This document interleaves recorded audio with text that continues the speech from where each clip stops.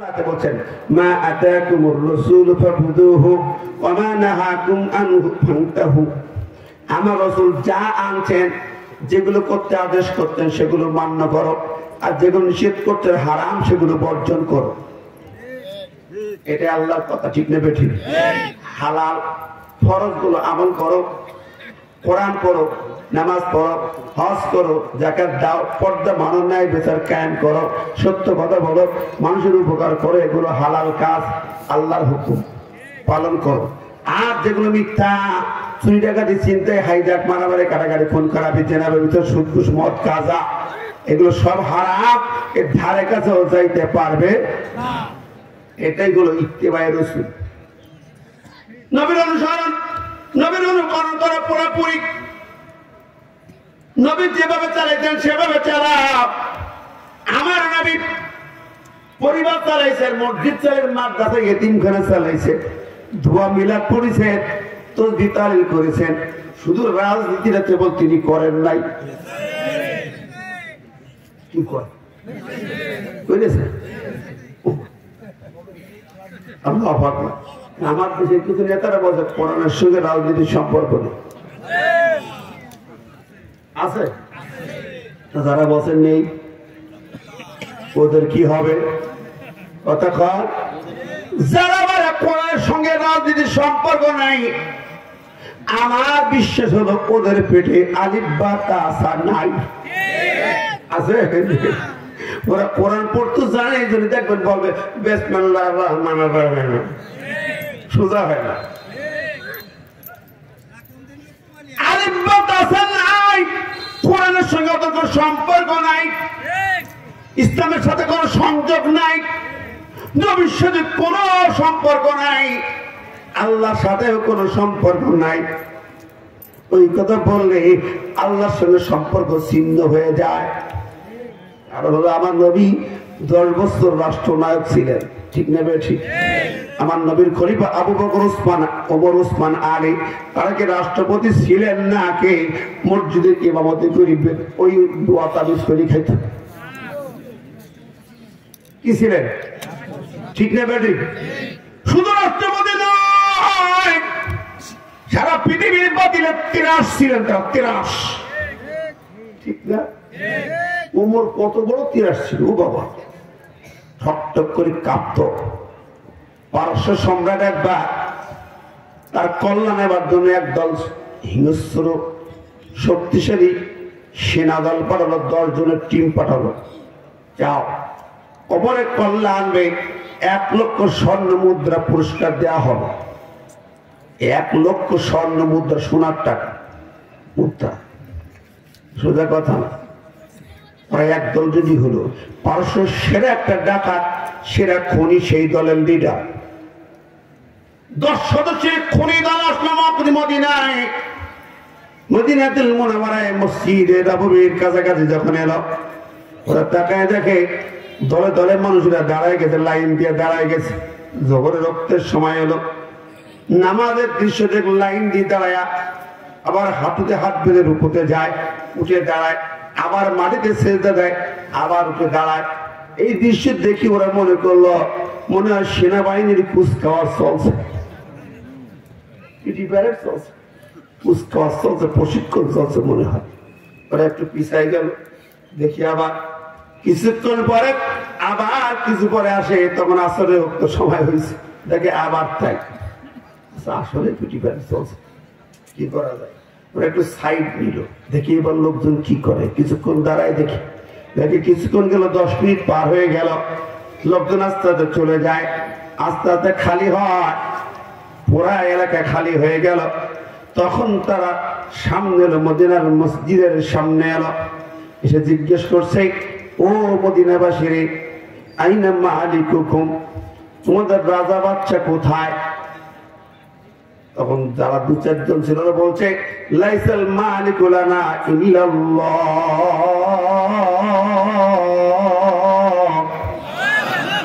দুনিয়াতে আমাদের কোন রাজা বাচ্চা নাই, আমাদের বাচ্চা কেবলমাত্র আল্লাহ। জোরে বলেন না সুবহানাল্লাহ।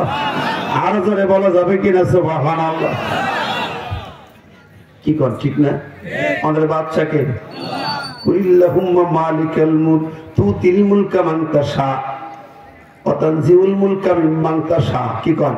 ওয়া তানজিউল মুলকা, আল্লাহ পাক ক্ষমতা কেড়ে নেয়, আমরা বুঝতে পারি। যখন পাওয়ার থাকে তখন বুঝতে পারি না, যখন কেড়ে নেয় তখন ওই পারে যে গলা পাজা করে কেন্দে কেন্দে বুক ভাসায়। ঠিক না? ঠিক। এখন বুবু বুঝতেছে ক্ষমতা কার, কথা কান। এখন বোঝে ক্ষমতা কার। বানরের কলিজাটার ভিতরে ও দিল বসে কি ছিল? বানরের দিল লাগানো। বানরের দিল লাগানো খেলা হবে হতো না। বাবা বললা কই গেছো? কথা বলেন। কষ্ট লাগতো, তার বাড়ি ভেঙেছে। বাড়ি ভাঙলো কেন? এটা কি ঠিক হইয়াছে? ফতুয়া জানতেছে তো ঠিক হইয়াছে কিনা। কথা করে যাচ্ছে 32 নম্বর ভাঙলো কেন? বাড়ি একজনের বাড়ি। কার বাড়ি? কোথায় পেলে বাড়ি? তোর বন্ধু বান্ধব বাবার বাড়ি কোথায়? দাদার ঠিকানা কোথায়? তার দাদার পরিচয় বের করা গে। বলেন যার বাপ দাদার পরিচয় নেই, কলকাতার থেকে উড়ে এলো, এরপরে ওই জায়গা জমি কি তার? ওই 32 নম্বর জায়গা খাস জমি ছিল, জোর করে দখল করা। অবৈধ দখল। 61 সালে নিজের নামে ওই যে কি করে না, ডিসিআর কাটে না, কি করে বাপদাদার 32 সম্পত্তি হন্ডাবে জায়গা পাও না। এই জায়গা থেকে বিগত 16 বছর, পুরা 16 বছর ধরে এই জায়গা থেকে সমস্ত খুনের পরিকল্পনা হতো। ওখানে তো সিআরআই অফিস, সিআরআই ওদের তৈরি করা সিআরআই অফিস চালাতো কে? র ইসকন আর ওদের যুব কিছু চামচার নেতারা। তারা প্ল্যান করতো কারে মারবে, কারে ধরবে, কোথায় হামলা, কোথায় মামলা, কোথায় জঙ্গি নাটক, সব ওই জায়গায় যা প্ল্যান হতো সেটা বাস্তবায়ন হতো। ওটা ইন্ডিয়ার একটা সেমি অফিস ছিল। আমরা জানতাম, আমরা ঢাকাতে বারবার খোঁজ রাখতাম, ওখান থেকে সিআরআই পরিকল্পনা হয়। বলার কিছু ছিল না, প্রতিবাদের কিছু ছিল না। এখন ভেঙেছে, খুব মায়া লাগছে। ভাঙার পরে নিচে কি পাইছো? আয়না ঘর। কি বেরিয়েছে বলেন? জোরে বলেন। আয়না ঘর কেন? ওখানে জবাব দাও, জবাব দাও। আয়না ঘর কেন? জবাব দাও। সেখানে হাড্ডি গুড্ডি কেন? জবাব দাও। সেখানে শিবের লিঙ্গ কেন?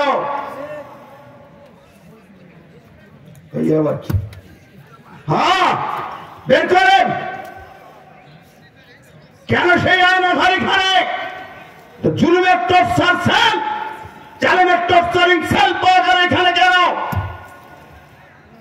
আল্লাহর সৈনিকদেরকে কত কষ্ট দেওয়া হয়েছে কেন নিয়ে? সুতরাং সেখান থেকে জালেমের জুলুমের পরিকল্পনা হয়, আলেমদের হামলার পরিকল্পনা হয়, ইসলামের উপর আঘাত হয়। যেই কেন্দ্র থেকে ওটা শয়তানের হেডকোয়ার্টার। ধরে বলেন ঠিক না? ঠিক। এই হেডকোয়ার্টার ভেঙে গুড়িয়ে দিয়েছে, ঠিক কাজ করেছে। 5ই আগস্ট ভাঙতে হতো, দেরি হয়ে গেছে 6 মাস।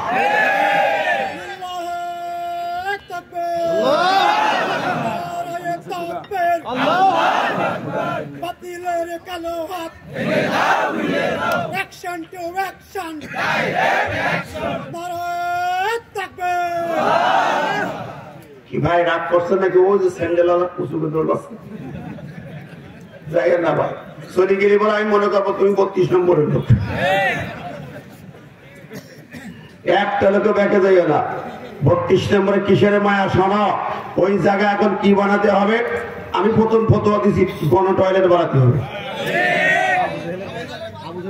কি কথা বলেন? কেন বানাতে হবে? আমার পেজে দেখেন বক্তব্য আছে কেন, কারণ বলেছি। আল্লাহর নবীর বড় দুশমন কে ছিল? সেই বাড়ির থেকে ইসলামের বিরুদ্ধে ষড়যন্ত্র হতো, ঠিক আছে? ঠিক, চক্রান্ত হতো। সে আবু জেহেলের বাড়ি এখন কি আছে? টয়লেট।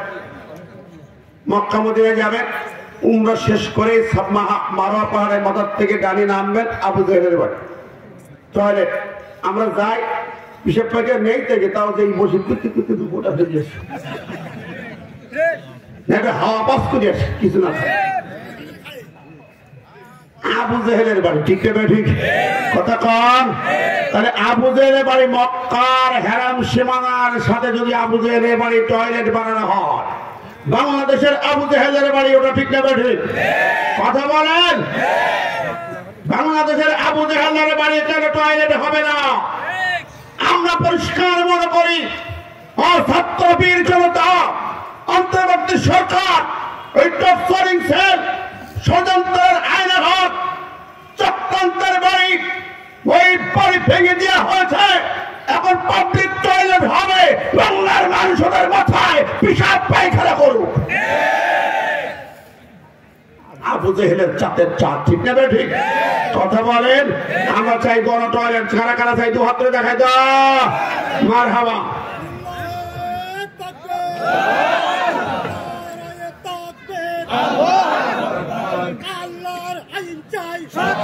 শাসন চাই ইসলামী বিপ্লব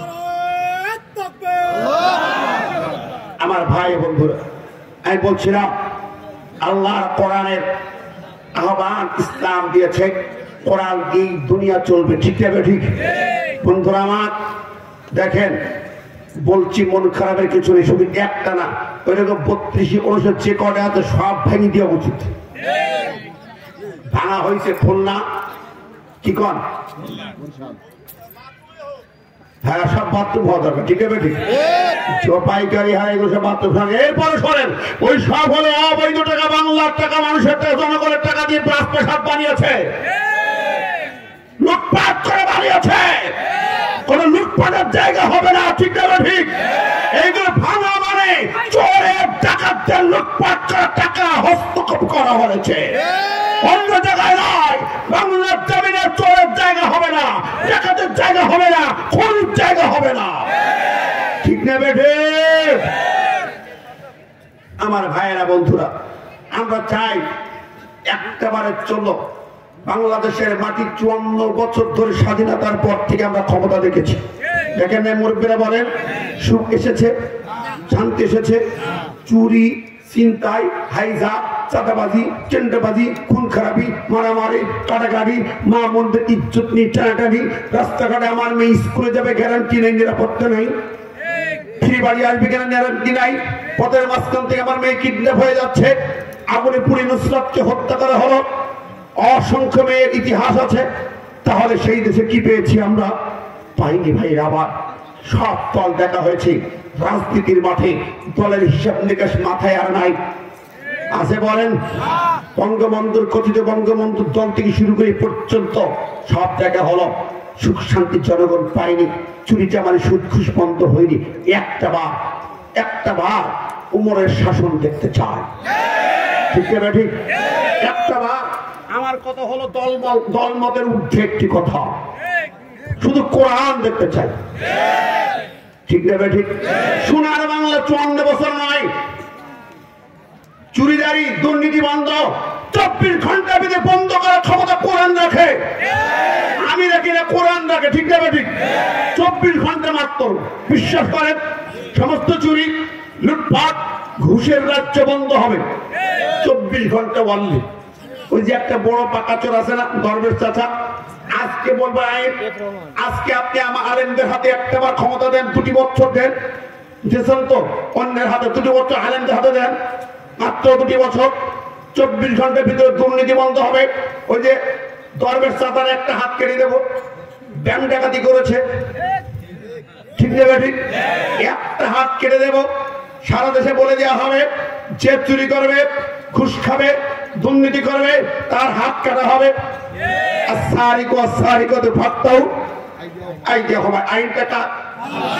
আইনটা মানতে আপত্তি আছে আপনাদের কার আপত্তি একটা লোক হাত উঁচু করেন তো কার আপত্তি নেই তাহলে 24 ঘন্টা এক দরবেশের হাত কাটা হবে একটা হাত 24 ঘন্টার ভিতরে চুরি দাঁড়িয়ে দুর্নীতি বন্ধ হয়ে যাবে গ্যারান্টি করার ঠিক যাবে ঠিক মা বোন ইজ্জত নিয়ে টানাটানি করে সেটাও মাত্র 1 সপ্তাহ লাগবে একটা বিচার হবে, একজন ধর্ষক ইফতিজিংকারী একটা যুবককে শাস্তি দেওয়া হবে, হাইকোর্টের সামনে বুক বুঝলে মাটিতে পুঁতে মাথার উপরে পাথর মেরে মেরে তাকে মারা হবে, যতক্ষণ মৃত্যু না হবে মাথায় পাথর মারা হবে। এই দৃশ্য রেডিও টেলিভিশন এবং অনলাইনে দেখানো হবে। এই দৃশ্য দেখানোর পরে বলেন, রাস্তাঘাটে কালবাটে বেরিয়ে স্কুল কলেজ ইউনিভার্সিটিতে কোন যুবক কোন পুরস্কার মেয়েদের দিকে তাকানোর সাহস পাবে? কথা বলেন। ও মায়েরা বোনেরা, সেই দৃশ্য কি তোমরা দেখতে চাও? একটা বাজে দেখতে চাও?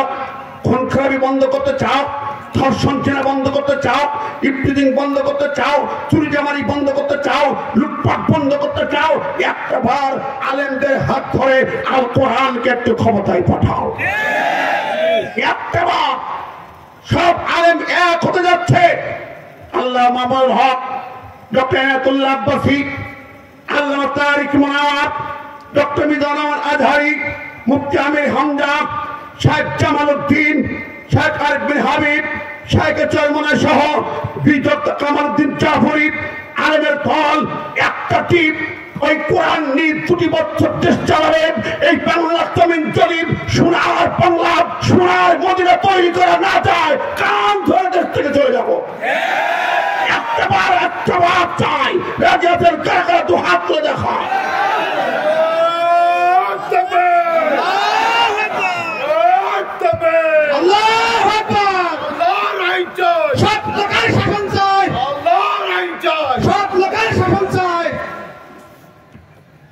আল্লাহ কবুল করুক। আমার ভাইরা, আমি বলতেছিলাম এমন সুন্দর সোনার রাষ্ট্র তৈরি করে খলিফা ওমর, নবীর অনুসরণে তিনি তার খুন করতে আসছে একটা দল, মনে আছে কথা বলছিলাম না? পারস্যের ডাকাত দল মদিনার মসজিদের সামনে জিজ্ঞেস করছি, তোমাদের রাজা কোথায়, বাচ্চা কোথায়? বলে আমাদের রাজা বাচ্চা কেউ নাই আল্লাহ ছাড়া। বলে খলিফা ওমর তোমাদের কি হয়? ওরা বলে ওমর আমিরুল মুমিনিন, খলিফাতুল মুসলিমিন। ওমর হলো ইমানদারদের নেতা, মুসলমানদের খলিফা। আচ্ছা তাই হোক, সে খলিফা কোথায় আছে? এখানে নামাজের ইমামতি করে গেলেন, উনি খলিফা, উনি নামাজের ইমাম। ধরে বলেন সুবহানাল্লাহ। আর আমার দেশে যারা নেতা হয়, মেম্বার এমপি মন্ত্রী হয়, নামাজের সামনে দিলে তো কাপড় চোপড় নষ্ট হয়ে যাবে বেশিরভাগ, ঠিক না বেঠিক? ভালো কথা। সেই খলিফা কোথায়? তার রাজপ্রাসাদ কোথায়? তার সিংহাসন কোথায়? অর্ধ পৃথিবীর খলিফা, নিশ্চয়ই বড় সিংহাসন। সিংহাসনটা কোথায়? রাজপ্রাসাদ কোথায়? ওই ওনার সিংহাসন রাজপ্রাসাদ আলাদা কিছু নাই। এই যে মসজিদ ইবাদত গৃহ, এটাই তার রাজপ্রাসাদ, এটাই তার সিংহাসন। ধরে বলেন না সুবহানাল্লাহ। অবাক বলে, এই খেজুর পাতা, খেজুর গাছের বুড়ি আর মাথায় খেজুর পাতার ডালবালা দিয়ে বেচানো, এটা সিংহাসন, রাজপ্রাসাদ? কেমন কথা! হ্যাঁ, এখানে মন্ত্রী পরিষদের মিটিং হয়, এখানে সেনাবাহিনীর মিটিং হয়, এখানে বিচার, হাইকোর্ট সুপ্রিম কোর্টের বিচার হয়। যেরকম সুবহানাল্লাহ, শুনি আরো অবাক। আচ্ছা তোমাদের সেই খলিফা কোথায় আছে? আমরা তো দেখা করতে চাই, আমরা দূর থেকে এসেছি। বলে উনি এই সালাতুল আসর ইমামতের পরে যদি কোনো বিচার থাকে, রাষ্ট্র কাজ থাকে, মসজিদের এখানে থাকেন, যদি না থাকে বিকাল সময়টা একটু বিশ্রাম করেন। কোথায় বিশ্রাম করেন? ওনার বাড়ি কোথায়? বঙ্গভবনটা কোথায়? এরকম কোনো বাড়ি ঘর সেরকম নাই, আছে সামান্য বাড়ি, সেখানে যাওয়া যায় না। উনি কোথায় থাকে? উনি থাকেন বিকাল বেলা মরুভূমির মাঝখানে যাইয়া কোনো খেজুর গাছের নিচে টিচে একটা জায়গায় বিশ্রাম করে। আমাদের বিশ্রামের জায়গা সিঙ্গাপুর, সোনারগাঁ হোটেল, ইন্টারকন্টিনেন্টাল, ঠিক নেবে ঠিক, কিংবা কোনো হবার। ও বন্ধুরি, খলিফা ওমর মরুভূমির মাঝখানে খেজুর তলায় বিশ্রাম করে। ওরা বোঝাচ্ছে কোন পথে গেলে পাওয়া যাবে, এখন চলে গেলে এই পথ চলে গেল কিছুক্ষণ আগে। আচ্ছা, এই পথ দিয়ে যান, মরুর মাঝখানে যান, দেখেন কোন খেজুর গাছ তলায় পাওয়া যাইতে পারে। ওরা বলে তাহলে তোর মনে মনে এভাবে ভালো হলো। হাঁটতে শুরু করলো। বেশ খানিক যাওয়ার পরে তাকায় দেখে সত্যি ফাঁকা নাকা জায়গায় দুইটা খেজুর গাছ বড় বড় আছে। ওই খেজুর গাছের নিচে একজন শুয়ে আছে। আচ্ছা উনি হবে কিনা একটু সামনে আগায়া একজন লোককে জিজ্ঞেস করছে, বলতে পারো তোমাদের ওমর খলিফা এখানে কোথায় আছে? বলছে এই তো আসলো, ওই যে খেজুর গাছতলা শুয়ে আছে। তাকায় দেখে আল্লাহু আকবার, একটা লোক শুয়ে আছে একা একা, দেখা যাচ্ছে দূর থেকে, এখান থেকে 1/2 কিলো দূর হবে মিনিমাম। একা একা শুয়ে আছে, সিকিউরিটি নাই, লোকজনের আশপাশ কারো দেখা যাচ্ছে না। এত বড় নেতা একা একা শুয়ে থাকবে, বিশ্বাস করতে পারছে না। বিশ্বাসযোগ্য ক্ষণ ধরে বলে না ভাই? আচ্ছা এত বড় নেতা দিয়ে শুয়ে থাকবে, তার সিকিউরিটি গার্ড রাখবে না? পারত? সিকিউরিটি তো থাকে। কোন কারণে থাকলাম কিন্তু নিরাপত্তা দেয়, তার ইমানটা কি? একজন গার্ড নাই, একজন সিকিউরিটি নাই। আমার সমাজ যখন নেতা আসে, সুনুপুটি নেতা তো বডিগার্ড থাকে, আছে না ভাই? এমপি আসলি এক গাড়ি পুলিশ, এক গাড়ি ঢেউ ঢেউ আছে। ঢাকায় তো থাকে মাঝে মাঝে সাথে। ডাকাত কারা? আমারে জয়পুরহাট 2 বার জেল খেটে যখন বের হচ্ছি, জেল গেটে আসলাম, বাইরে পা রাখলাম, দুজন ধরছে হাত, 2 পাশে 2 হ্যান্ডকাপ পড়ছে। কি রে ভাই তোরা কারা? আবার হ্যান্ডকাপ, ওয়ারেন্ট কপি কই? কে তোরা? পরিচয় দে। তখন বলছে এই দেখ কি ডিবি। হ্যালো, দিতে টাকা, দিতে বাটপার। বিশ্বাস করেন ডাকাতের চাইতে তো খারাপ। পাইকারি হারে যারে পাইতে ধরে ধরে হাউন কাকু, যে টিভি হাউন কাকু ভাতের হোটেলে দিয়ে খাওয়াবে আর পিটাবে, ঠিক না বেশি? ডাকাত আবার টাকাও নেবে। এই টিভি নামে পরিচয় দিই, পুলিশ অফিসার পরিচয় দিই। বিদেশ প্রবাসী এক ভাই বাড়ি আসে, তার বাড়ি দিয়ে হাজির হতো। কত আনছো টাকা? 2 লাখ দাও, 5 লাখ দাও, নইলে 2 মামলা। কথা বলেন? রাস্তাঘাট একটা ভালো লোককে তুলে নিয়ে দিই, ব্যবসায়ী লোককে দোকান থেকে তুলে নিয়ে যাবে, নিজে অন্ধকার কোথায় আয়না ঘর নামক কোন ছেলে নিয়ে যাবে, সেখানে যে বলবে তুই 5 লাখ দাও, নইলে 3টি মামলা, 2 মামলা। এই ছিল টিভির পরিচয়। কেন আমাকে হাতে হ্যান্ডকাপ পরে দিবি?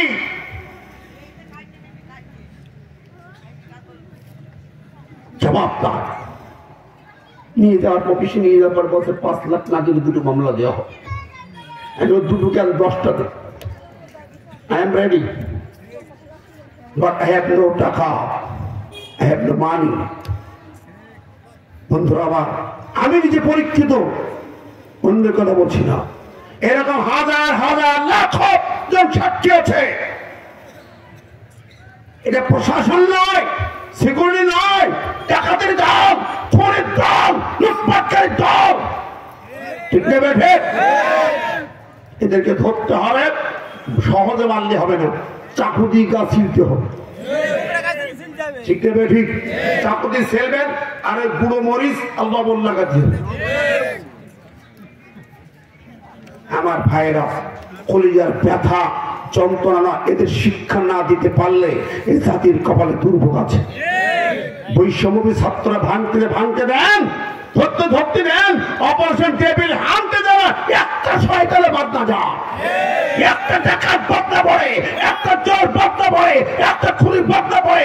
এলাকায় দেখেন কে আছে হারাম যেটা খুনি, ধরে দেন, ঠিক না ভাই? আপনাদের এলাকা কিরম করছেন? মন খারাপ করেন? এই বাবা দেখেন মন খারাপ করেন, ধরে দিন বসতে কি মন খারাপ করি বাবা। ওরা আমাদের ধরে দিত। মহিলারা আজকে শুনলাম, যে বাড়ি খাইলাম, ওই চাচি আমার বললেন আমরা বৈঠক করছি, এই কেউ না কেউ ফোন দেবে, পুলিশই যাবে। আমার বোন মহিলা দায়িত্বশীলা কোরআনের তালিম দিচ্ছে, ওর থেকে কি একজন ফোন দিয়েছে, পুলিশে যে হাজির, গ্রেপ্তার করে জেলখানায় ঢুকাই দিল মহিলাদেরকে। মহিলারা বাড়ি ঘুমাতে পারে নাই। এই জালেমের বাচ্চারা, এই এলাকার জালেমের চারুকার চামচারা অপরাধ করেছে, ঠিক না বেঠিক? ক্ষমা পাইবে না, আল্লাহ ক্ষমা করবে না তোমাদেরকে। আল্লাহ লা ইয়াহদিল কওমা যালিমিন, আল্লাহ হিদায়াত দেবে না, দেবে না, দেবে না। কাজী সাহেব আতিকুর যতই বুকি জ্বলাই ধরো, ওদেরকে আল্লাহ হিদায়াত দেবে নাকি?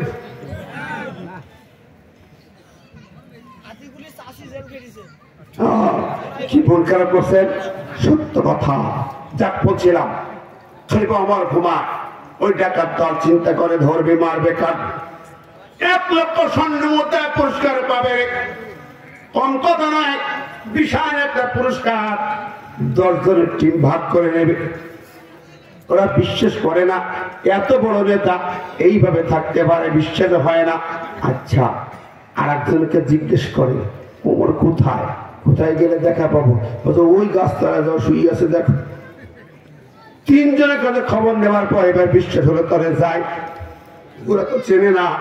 সামনে আগানোর পরে ওদের প্রধান দেশে বলছে, বন্ধুরা 10 জন গেলে হইচই হবে, ঘুম ভেঙে যাবে, শুয়ে আছে, ঘুমায় আছে, সহজ হবে, গলাটা কেটে নিয়ে আসবো, 1 লাখ স্বর্ণ মুদ্রা পেয়ে যাবো। তোমরা এই পাশে দাঁড়াও, চারিপাশে ঘুরি ঘুরি পাহারা দাও, লোকজনও দেখতে না পায়, আমি একা একা যাই, কল্লাটা কেটে নিয়ে আসে, 1 লক্ষ স্বর্ণ মুদ্রা 10 জন ভাগ করে নেব। সেটাই ভালো, তুমি আস্তে আস্তে যাইয়া গলাটা কেটে আনো। সামনে আগায়, বগল বাজায়, আনন্দ করতে করতে যায়। ওমর একা একা ঘুমাও, সিকিউরিটি লাগে না, নিরাপত্তা লাগে না, ভয় করো না, আজকে মজা পাবে, তোমার কল্লা চলে যাবে। খুব খুশিতে ভাগ পা যাইতেছি, কল্লা নেবে, কল্লা নেবে, খুশিতে একাকার। সামনে আগায় গেল, যত কাছে যায় তাকায় তাকে ঘুমাইতেছে একা সুন্দর ভাবে। আচ্ছা, একেবারে কাছাকাছি গেল, 100 গজ দূরে নাই, এতটা কাছাকাছি। একটু দাঁড়ালো, কোন পাশ দিয়ে যে কল্লা নেব, 1 পাশ দিয়ে ঘুমে আছে, ডান হাতের পরে মাথা দিয়ে বালিশ তো নাই, খেজুর পাতা চাটাইতে শুয়ে আছে, খেজুর পাতার বিছানা, চাটাইতে শুয়ে আছে, বালিশ নাই, ডান হাত তারপরে মাথা রেখে শুয়ে আছে, কাঠ হয়ে। সহজ, সামনে থেকে যাচ্ছে, পিছন থেকে যে কল্লাটা কাট প্ল্যান করে সামনে আগাবে, তাকায় দেখে সারা গায়ে তার রোদ আছে, বিকালের রোদ, কিন্তু ওমরের মুখের উপরে একটা ছায়া, মুখখানা পুরা অন্ধকার। চমকে গেল একটু, কি সারা গায়ে রোদ, মুখের পরে কেন ছায়া, মুখের পরে কেন অন্ধকার, ব্যাপারটা কি? দেখি, তাকায় ভালো করে, উপর দিকে তাকায় দেখি খেজুর গাছের ছায়া নয়, খেজুর গাছের মাঝখানে একটা বড় সাপ, পেঁচায়া পেঁচায়া মুখটা বড় করে বিশাল ফনা ধরেছে। তবে ফনার ছবিটা, ছায়াটা ওমরের মুখের উপরে পড়ে আছে। জোরে বলেন না সুবহানাল্লাহ, আর জোরে বলেন সুবহানাল্লাহ। আরে আশ্চর্য ব্যাপার, সাপে ছায়া যাচ্ছে, মুখটা বড় করে, সাপের দিক তাকাইছে, সাপ বলছে ফোঁস। ও যেই তাকাইছে ওর দিক, সাপ তাকায় বলছে ফোঁস। এই হলো সিকিউরিটি গার্ড। এই সৈনিকরা কার? আল্লাহ ফালিয়াবুদু রাব্ব হাযাল বাইত আল্লাযী আত'আমাহুম মিন জু' ওয়া আমানাহুম মিন খাউফ। বান্দারে, তুই একটা কাজ করবি আর 2টা গ্যারান্টি পাবি, ফলাফল 2টা পাবি। তোর কাজ হলো শুধু এক আল্লাহর গোলামি করা, এক আল্লাহর কাছে মাথা নত করা, ঠিক না বে? ঠিক। তোকে শুধুমাত্র কেবলমাত্র আল্লাহর গোলামি করবি। আর তোদের গোটা জাতির অভাব মিটাবে, গোটা জাতির দুর্ভিক্ষ মিটাই দেবে আমার আল্লাহ। তোর খাওয়ানোর আর মালিক আল্লাহ, দুর্ভিক্ষ মোকাবেলা করে সুখ এনে দেবেন মালিক আল্লাহ। জোরে বলেন সুবহানাল্লাহ। আর ও আমানাহুম মিন খাউফ, সকল প্রকার ভয় ভীত থেকে নিরাপত্তা দেবেন আল্লাহ। নিরাপত্তা কে দেবেন? জোরে কর না, আরো জোরে। তো ভাই মাথায় ব্যথা করছে না, দুই ভাই উঠেছে ওই গাছের আওয়াজ করছে, কষ্ট হচ্ছে আপনাদের? ওই দুই ভাই সাইকেল চালাচ্ছে, রাগ করছেন, আমি বুঝতে পারছি এই অবস্থা না সবার কলিজার মধ্যে যাবে না, ঠিক না ঠিক? হ্যাঁ যাসনি, এখনো দাঁড়ান, ডেভিল হান্ট আছে সামনে, অপারেশন ডেভিল হান্ট এই রাস্তা জানিস না? হ্যাঁ শোন একটা কথা শুনিতে, আল্লাহ বলছে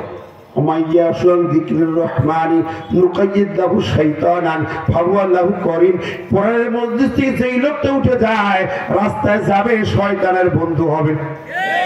কার বন্ধু?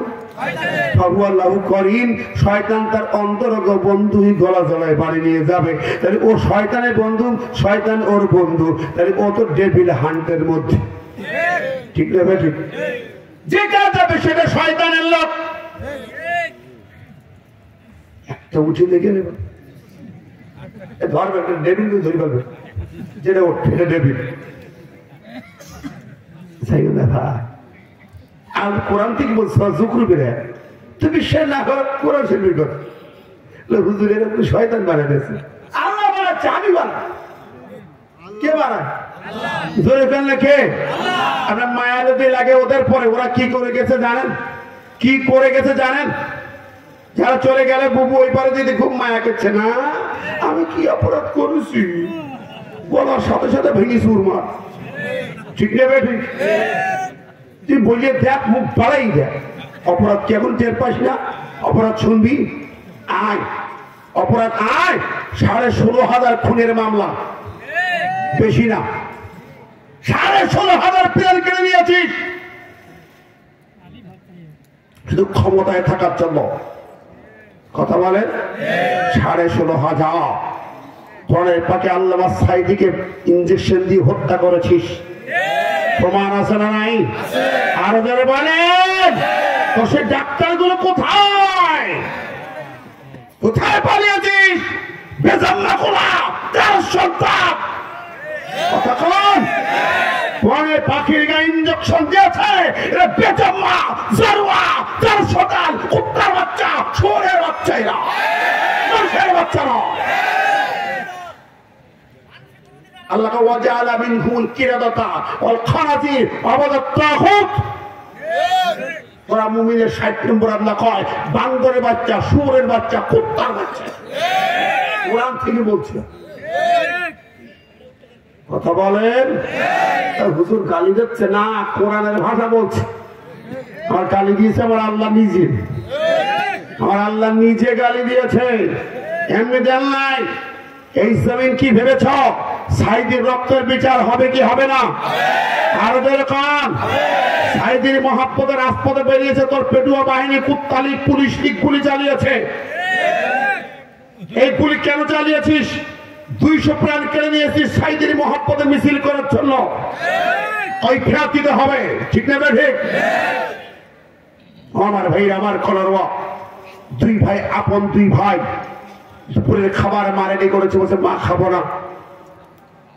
আল্লামা সাইদির ফাঁসি হবে, খাবার খাবো না, মা খাওয়াইতেই পারলো না। দুই ভাই ছুটে বের হলো মিছিলে, রাজপথে এলো, গুলি হলো। সেই গুলিতে ছোট ভাইটা পড়ে গেছে রাস্তার উপরে, ছটফট করছে। বড় ভাইটা দৌড়ে এলো, বাড়িতে উদ্ধার করে হাসপাতালে নেবে। এই ভাইটা বুকের উপরে ধরতে আবার গুলি চালিয়েছে হারামজাদারা, খুনিরা, শয়তান, এরা মানুষ নয়। গুলি চালিয়েছে বড় ভাইটা, বুকের উপরে ছটফট করতে করতে শহীদ হয়ে গেল। বলুন এরা মানুষ না জানোয়ার? ও ভাইরা আবার, সুতরাং এই সব খুনের বিচার হতে হবে। জোরে বলেন। বাড়ির থেকে তুলে নিয়ে যে ক্রস ফায়ার দিয়েছিস, সন্ধ্যাবেলা মা থানায় ডেকে এসে নাস্তা দিয়ে এসেছে, সকালবেলা দেখছে বন্দুক যুদ্ধ তার ছেলেরই হবে।